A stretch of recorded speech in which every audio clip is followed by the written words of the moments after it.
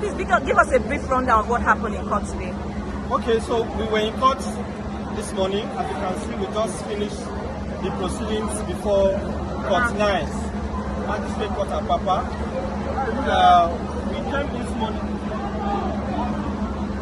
came this morning regarding the case of Alabi Quadri, a 17-year-old teenager who came to fame in 2023 during the elections when he spontaneously jumped and stood in front of the convoy of the presidential candidate of the Labour Party, Mr. Peter Obi. You would recall that his photograph at the time became an internet sensation, and Nigerians became very interested in his case.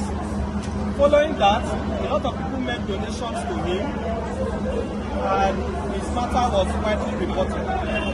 Quite sadly, some people in the community, so-called area boys, felt entitled to be settled in quotes or to be appeased, and they demanded that part of the monies you donated to Quadri be given to them. In fact, I can also tell you that the value of their community specifically told Quadri's mother to buy a cow with rice and cook to appease the youth. Because they refused to do this family has been continuously witch-hunted since 2023. Let me also place on record that this was the second time that Quadri has been arrested.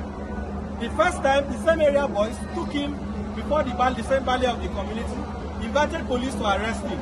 At that time, we did not hear about it. So in January, he was returning from work at night when two boys grabbed him, dragged him to the Amokoko Divisional Police Headquarters, and told the DPO that Quadri was involved in street fighting. To our greatest dismay, on the 27th of January, the police brought him before the same court to be remanded, only for them to get to court, and they were told that Quadri was being wanted in connection with a case of armed robbery.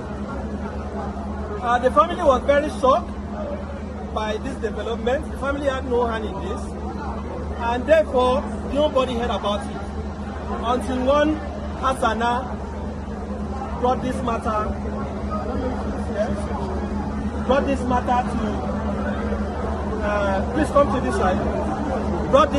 to social media X, and our attention was called to it, and the family then briefed me to represent him. This is the mother of Quadri, and this is Hassana, the activist who brought the matter to public attention. We took immediate steps to investigate the matter, and I personally met with Quadri at the Medium Security Correctional Custodial Center, Kirikiri. Interviewed him for over 2 hours, and he made it clear to me that, number one, the other persons who were said to be his casemates are unknown to him, and that he was not involved in any case of armed robbery or any other offense. We therefore took steps to bring the matter to the attention of the DPP. Finally, the Director of Public Prosecution issued a legal advice, and as you can see today, the court found that Alabi Quadri had no case to answer, he was not involved in armed robbery, and there was no basis for him to be arrested. So Quadri was discharged today and has been set free. He's going to go home in the next few minutes once the magistrate has signed his release warrant. So I want to thank Nigerians who have shown solidarity with Quadri, and I want to state on record that the DPO of Amokoko Divisional Headquarters must immediately be removed. I am calling on behalf of the family that the DPO of Amokoko must be removed immediately, and that even the IPO and other officers who were involved in this very devilish act of framing up a minor for armed robbery must be made to face orderly room trial. We are also demanding that the police must pay the sum of 100 million to Quadri, having been detained since January illegally. Lastly, We demand a public apology from the Nigerian police. And we ask the Inspector General of Police and the Commissioner of Police, Lagos State Commissioner of Police, to ensure that these measures are taken. Currently,